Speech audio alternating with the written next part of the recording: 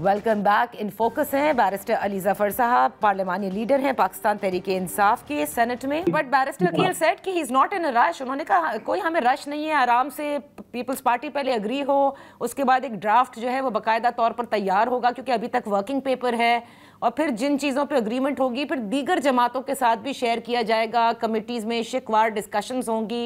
ये सारी बातें उन्होंने की हैं और आपको लगता है कि वो जल्दी में है?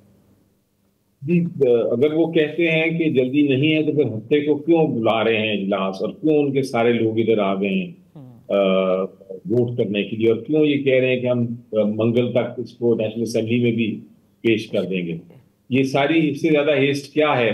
18वीं तरमीम आपको पता है 9 महीने लगे थे। जी बिल्कुल, 9 महीने ज्यादा। 1973 की जो आइन था उसको तो 30 साल लग गए थे बनते बनते। तो ये सारे मामला, इतनी बड़ी अमेंडमेंट करनी, इतना कुछ करना 4 दिन में, ये हेस्ट नहीं है तो और क्या है? आपको क्या लगता है कि इस जल्दी की वजह क्या है कि जल्दी जल्दी इन तमाम उमूर पर बात होनी है, चाहे वो एनएफसी हो, चाहे वो कुछ चीज़ें एनएफसी की रोल बैक करनी हो, चाहे वो 243 की अमेंडमेंट हो, चाहे वो आईनी अदालतों का क़याम हो, सीईसी की तकर्री हो, क्यों हुकूमत जल्दी में है जबकि वो हुकूमत में है?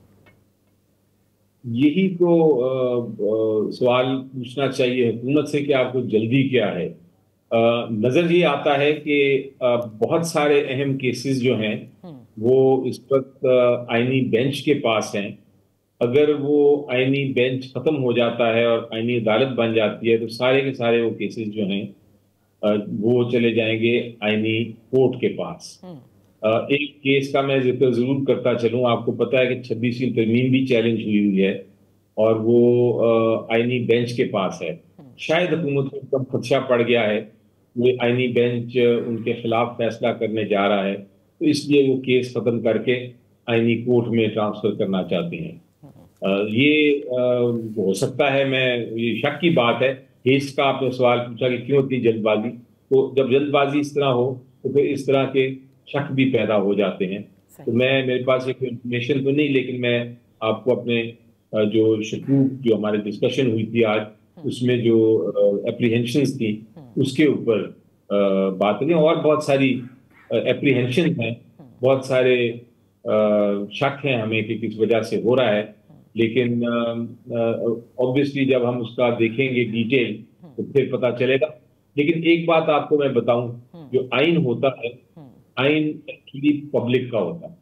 सही। आइन में जरूर लिखा है कि 2/3 मेजॉरिटी के आप आइन में तब्दीली कर सकते हैं, ये आइन में ही लिखा है।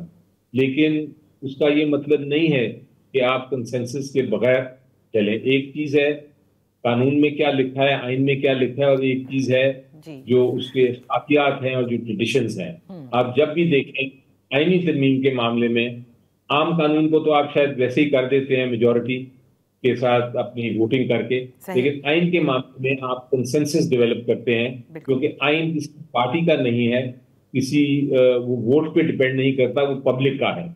और पीटीआई जो है, मसलन पीटीआई के पीछे करोड़ा लोग हैं, पाकिस्तानी अवाम, हम करोड़ा लोगों की आवाज हैं।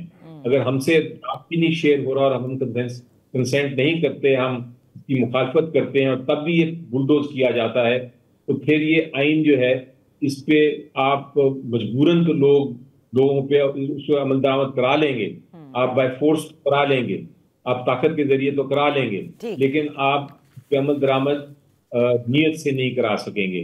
लोग उसे अपनी मर्जी से नहीं मानेंगे, तो वो आइन नहीं रहेगा, क्योंकि आइन वही होता है जो मर्जी से हो। तो लोगों को बहुत बहुत शुक्रिया। आने वाले दिनों में इस पे मजीद बात करें, चीजें मजीद सामने आएंगी। But thank you so much barrister Ali Zafar साहब for being with us on the show. यहाँ वक्त हुआ है एक ब्रेक का।